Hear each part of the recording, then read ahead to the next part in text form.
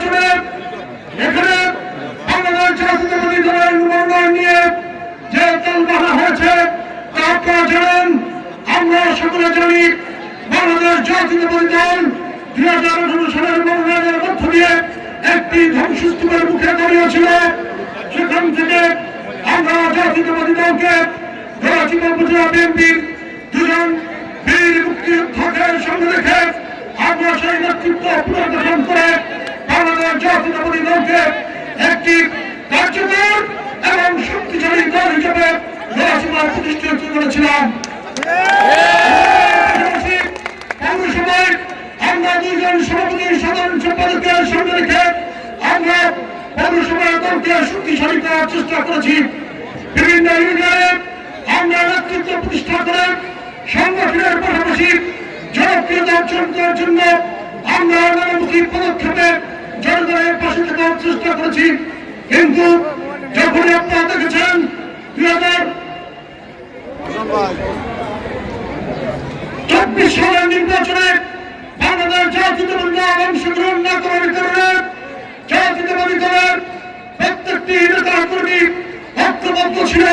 যখন একটি নির্বাচন হবে আমরা সেই নির্বাচনে সামনে থেকে নেতৃত্ব দিয়ে বাংলাদেশ জাতীয়তাবাদী দলের বিজয় নিশ্চিত করবো ইনশাআল্লাহ।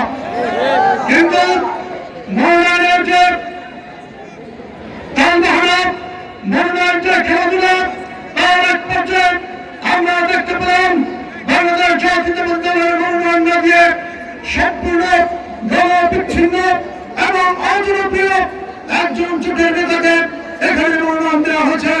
সংগঠনের কারণে জনগণের কাছে দেওয়া প্রতিশ্রুতির অংশ হিসেবে আমরা গলাচিপা উপজেলা বিএনপি, দাসপুরা উপজেলা বিএনপি, গলাচিপা পৌরসভা বিএনপি প্রত্যেকটি সাংগঠনিক ইউনিয়ন বিএনপির নেতৃবৃন্দ এবং ওয়ার্ড বিএনপির নেতৃবৃন্দ সর্বসম্মতিক্রমে সিদ্ধান্ত নিয়ে এই 26 সালের জাতীয় নির্বাচনে আমরা নির্দলীয় প্রার্থী হিসেবে অংশগ্রহণ করার সিদ্ধান্ত নিয়েছি। আপনারা জানেন এই নির্বাচন করতে গিয়ে আমি দল থেকে পদত্যাগ করার পরে দল থেকে আমাকে বহিষ্কার করা হয়েছে।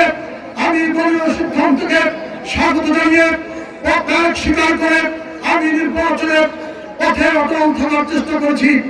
আমাদের উপজেলা কমিটিগুলো ভেঙে দেওয়া হয়েছে, আমাদের অঙ্গ সংগঠনের কমিটিগুলো ভেঙে দেওয়া হয়েছে, আমাদের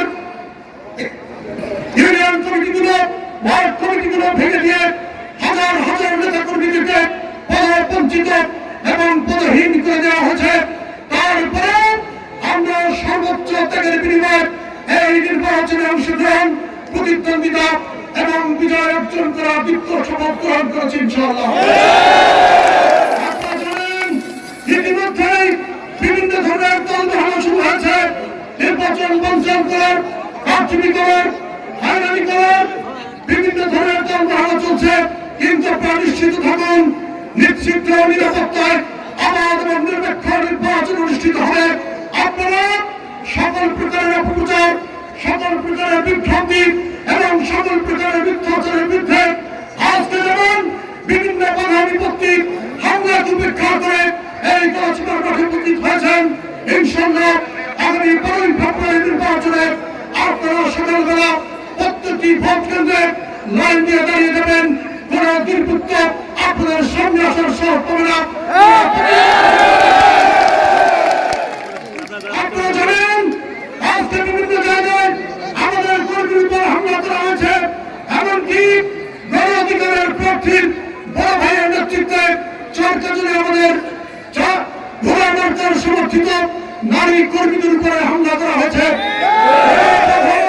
কোন বিপত্তি মধুপুরে এক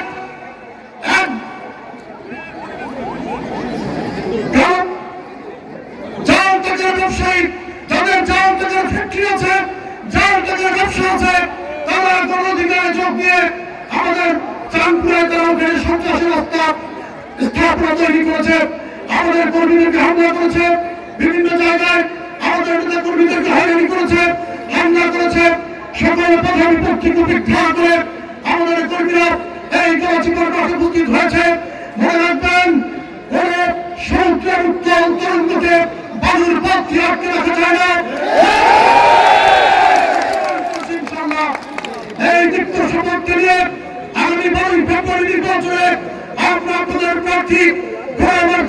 প্রতীকে ভোট দিয়ে বিজয়ী করবেন এবং 13 তারিখে নতুন করে গণতন্ত্র দশমিনের স্বাধীন হবে ইনশাআল্লাহ। ইতিমধ্যে আপনারা দেখেছেন গণতন্ত্র দশমিনের সবচেয়ে জনপ্রিয় স্লোগান হয়ে উঠেছে হিন্দু মুসলমান উঠেছে জোট ঘোড়ার মার্কা নারী পুরুষ দিবে ভোট বেড়েছে জোট ঘোড়ার মার্কা দিবে ভোট। প্রত্যেকটি শ্রেণী পেশার মানুষ আজ ঐক্যবদ্ধ যে কোনো মূল্যে জনগণের মনোনীত প্রার্থীকে তারা ভোট দিবে ইনশাআল্লাহ।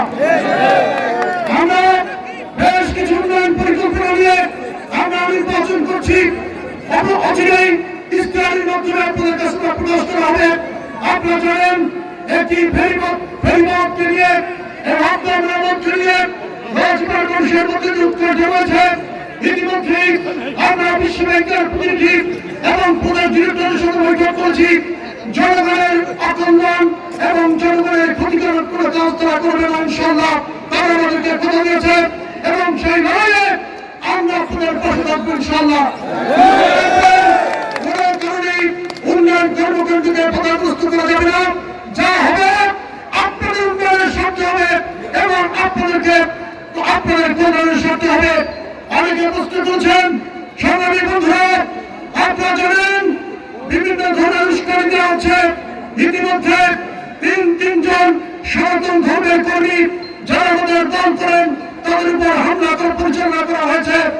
আমরা পরিষ্কার করে বলছি, বাংলাদেশ একটি গণতান্ত্রিক দল, সকল ধর্ম বর্ণ নির্বিশেষে মানুষ ঐক্যবদ্ধভাবে বসবাস করে এসেছে। যারা সাম্প্রদায়িক দল বলে সনাতন ধর্মের উপর হামলা করছেন, তারা আগুন নিয়ে খেলছেন, প্রত্যেকটি ঘটনা হবে।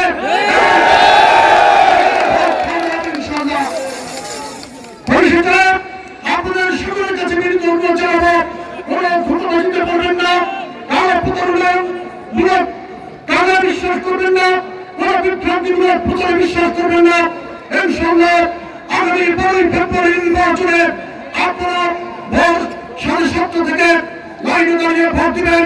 যদি কেউ বাধাগ্রস্ত করে ওখানে দাঁড়িয়ে থাকবেন, প্রশাসন আপনাদেরকে সহযোগিতা করবে, আমাদের স্বেচ্ছাসেবকরা আমাদের থাকবে।